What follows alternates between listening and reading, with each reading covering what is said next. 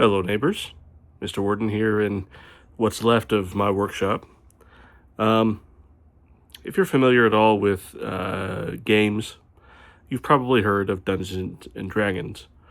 But there are other kinds of games like Dungeons and Dragons that you play on a tabletop that have a game master, that have characters and you roleplay those characters. And this particular game that I'm talking about today is 13th Age.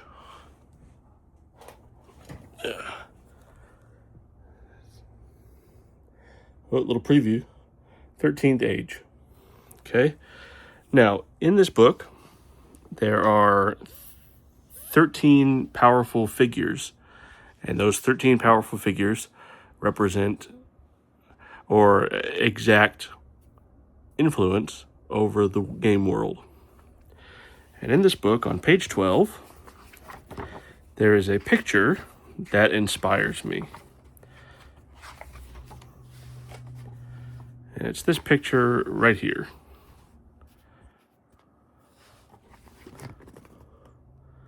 Okay, now if you've been with me for a long time, you've probably seen this picture before.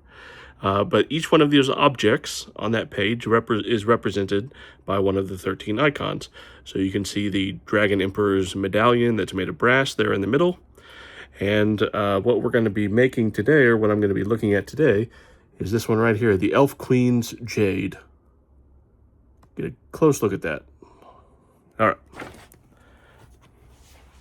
Now, the Elf Queen's Jade appears to be a piece of jade with a design embossed on it. And what I decided to do was this. Here we are at the temporary workbench. These are my attempts. Here's my attempt at casting. This is my nicest attempt at casting a jade stone. This one's a little bit too dark. This is a previous attempt. I don't like the texture and I don't like the shape. This is my clay master. And what I did to begin was I used a product called Epoxy Sculpt, which comes in two parts. And the Epoxy Sculpt is a two-part clay, and you mix it together, and then you sculpt whatever you want, and then it hardens into basically a rock. And then it hardens into basically a rock, like this. Okay. Then I used some two-part silicone rubber. This is from Amazon, of course. This is everything. And the two-part, and what I did was put it in the bottom of a cup, and poured it around the master, which made a mold. And so the mold would end up being something like this, where you can see the negative is what the master was. And then I pulled the negative out, or pulled the master out, and it left a negative. It left a void that is the same shape as the master. Then you mix a two-part epoxy resin, something like this. This is B, and then part A. And you mix it together very thoroughly and add some alcohol-based inks. I have some alcohol-based inks here, different colors.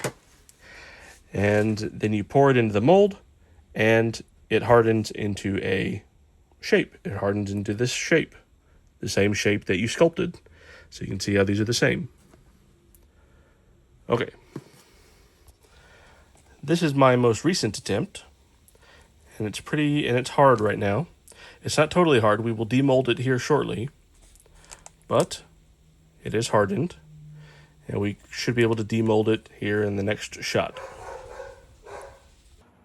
Here's a picture. I found a digital copy of the book. And I took that picture of the Elf Queen's Jade. And I traced it in GIMP. GIMP is a art program for the computer, and I took that image and I traced it with the free select tool and then colored it red, and then I've sent that to my friend who's going to cut it out on their vinyl cutter. Now, I used to have a Cricut in my shop, but I don't have access to that shop anymore. I don't work there anymore. But my friends have one, and they will cut it out for me on their vinyl cutter, on their Cricut. Once I am pleased with the jade stone that I've cast, I'm not happy with this all the way. With not the right color. I will apply the vinyl cutter applique. I will take the vinyl cut vinyl and I will apply it to the stone, and then I will take a thin layer of UV resin and pour it over the top, and we'll show that. Okay, we're going to attempt to demold this. It's a little sticky around the edges, which is not a good sign. But let's see if we can get this out of here. Oh yeah. Very nice. I think that's a good shape. Hold on, let's look at the reference.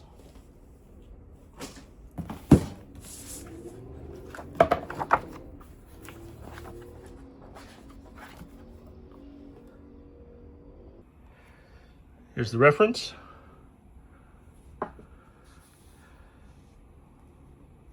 Okay, it's not perfect. It's a little lopsided. But I'm very happy with the shape. It's a little lopsided, but I'm very happy with what we have. It's not quite the right color. Now, we have to be careful because I understand that this is a drawing. This is a real physical object, and so it's going to look a little bit different, but I think we can get this lighter with some white. I think if we add some white to the resin, we can get this to look a little bit more like this. I don't know. Let me think about it. Okay. Got my 2-part resin. I've got my inks here. We're going to experiment with some more white. 2-part epoxy resin. Need some scissors. Hold on.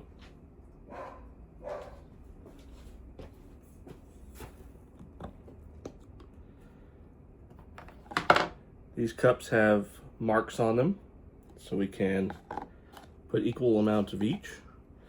I found that 1 ounce of each is sufficient for the mold in question.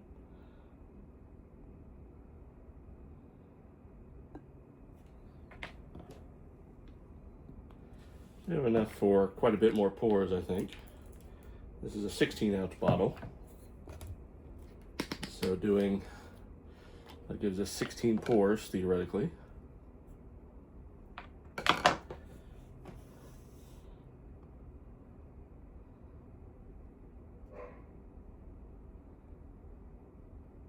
And 2 ounces.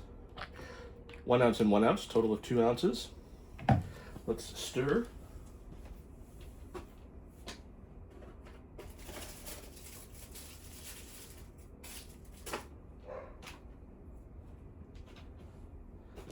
My problem now is being out of popsicle sticks. Here's our mold. Let's start with the same that we had before, which is the light green.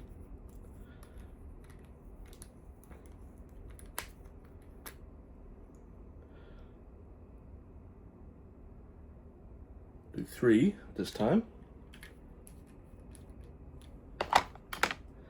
And we have white.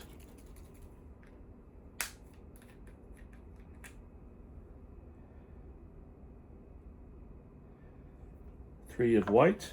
Mix it up. Let's see what color we get in the pot, and then we can add some more for there. I really want to get this color right this time. One tip about mixing resin: you always want to, you'd rather over mix than under mix. Mix it more than you think you want to.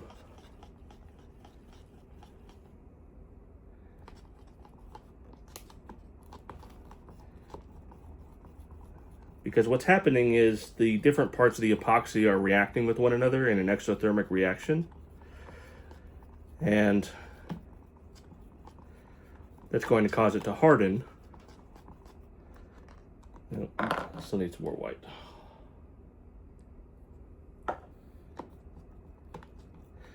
we're looking for some opacity, and also some opacity meaning the ability to not see through it. We want opacity. This is opaque. We can't see through this. This table is opaque. We can't see through it, so that's opacity. I'd still like to put a little more white. That's 10 drops of white. And we want to scrape the sides. We want to get all of those molecules, all of those resin molecules interacting with one another. Okay, that is more, seems more appropriate.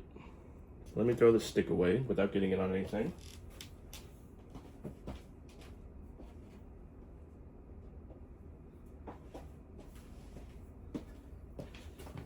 And we'll slowly pour into the mold.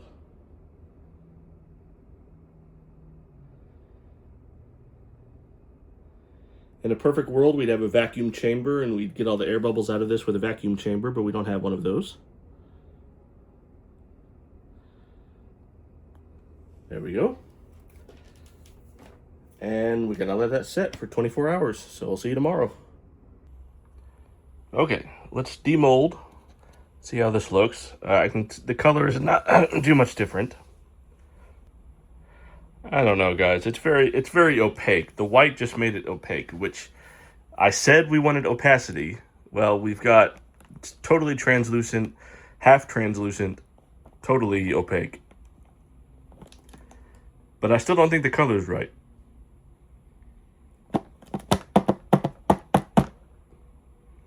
I'm gonna have to think about this. Okay, I think the plan is going to be to add lots of white and then a little bit of green. Yeah. So let's begin with some resin. 1 ounce each piece. Oops.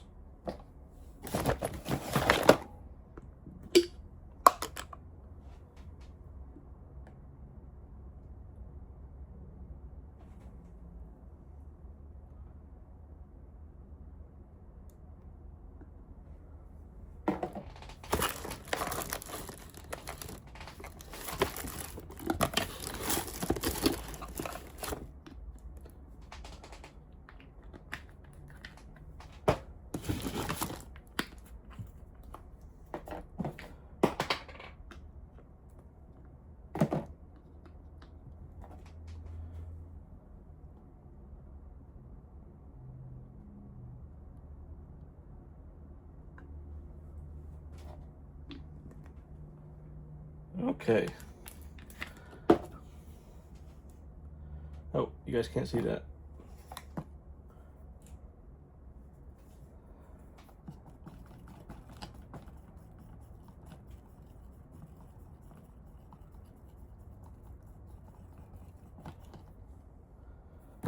Okay.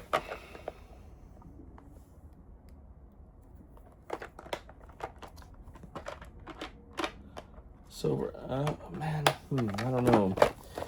A little bit of yellow might go a long way.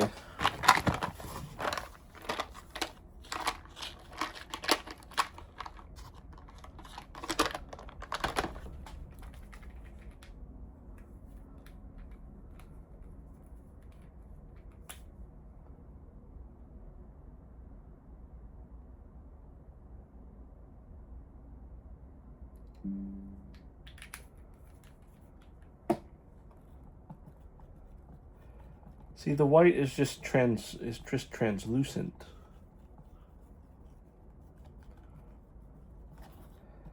I guess that's white. And some green.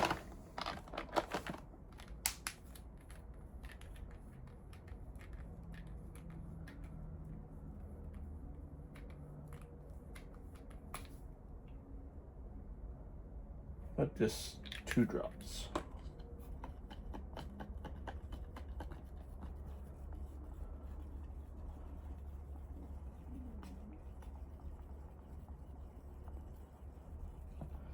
Oh, we got to get it right in the pot. All right, Now we're talking.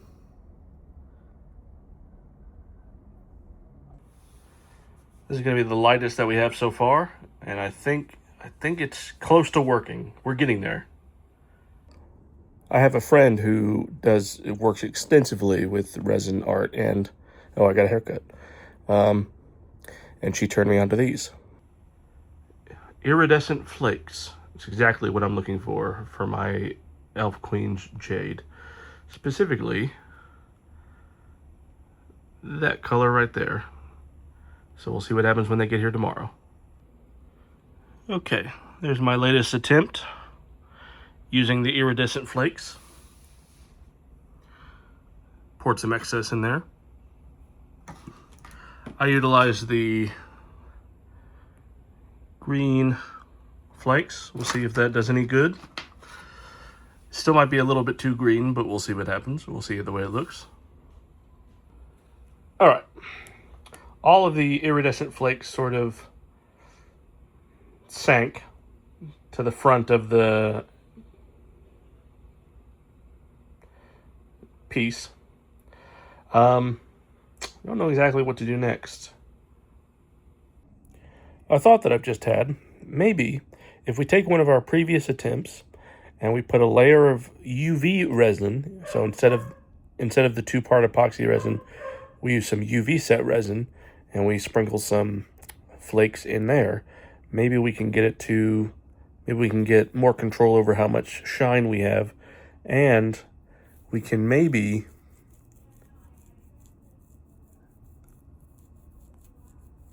I don't know, we'll see. That might be something we'll go with. Let us please consider the following strategy.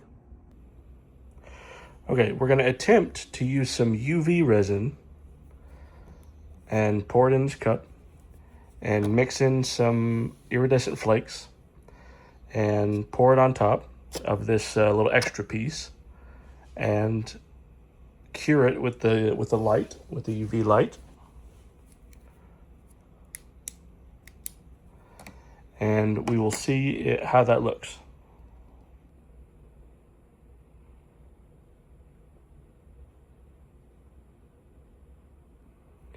All right, 2 problems. One, it looks pretty good. I'm very happy with the way that it looks. I'm very happy with the effect that it made. It looks very smooth. The iridescent flakes are suspended in the resin at the surface, just like the reference.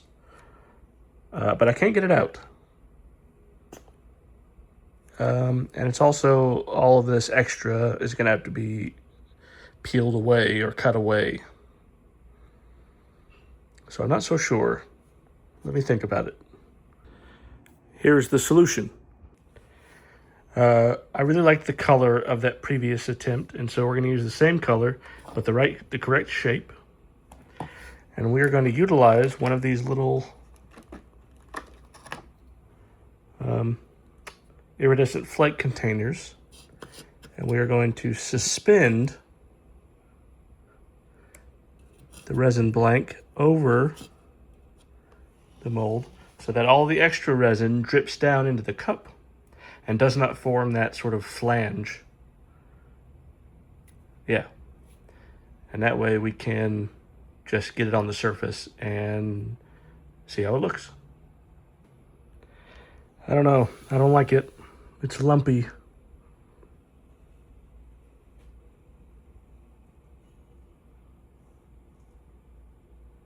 I don't know. I don't really like it. I don't really like this one. Skipped ahead a hair. One of the things that I've determined is that utilizing the UV resin out in the sun produces this very glossy effect. Now you can see, again, I've jumped ahead a little bit. I've added the decal. The decal were cut out by my friend Jake, and the decal looks really good. It all worked really well, but the decal is not sticking to this. So what I'm going to do is I'm going to use some UV resin, pour it over the top just like I did this one, put it in the sun, let it harden, let it cure, and then try to see if I can get the other decal. I have a ton of decals here, and see if it will stick to that. Then I'll go in with some iridescent flakes over the top. We'll see if that works.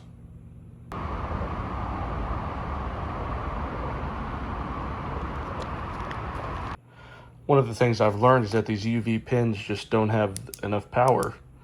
They don't have enough UV to cure the resin, and so that's why I'm putting it out in the shade, or out in the shade, out in the sun. I gotta say, it looks really good. Let's look at it close to the reference. It looks really close. I really like it. I didn't show you the process of me fiddling or getting the decal on there because it's really tough and takes a lot of really fiddly little effort to get it on there. So it took me about 10 minutes. But yeah, I'm quite happy. I'm quite happy. I'm questioning whether I need to do another layer of UV resin over the top to kind of seal it in. I don't know. I'll think about it.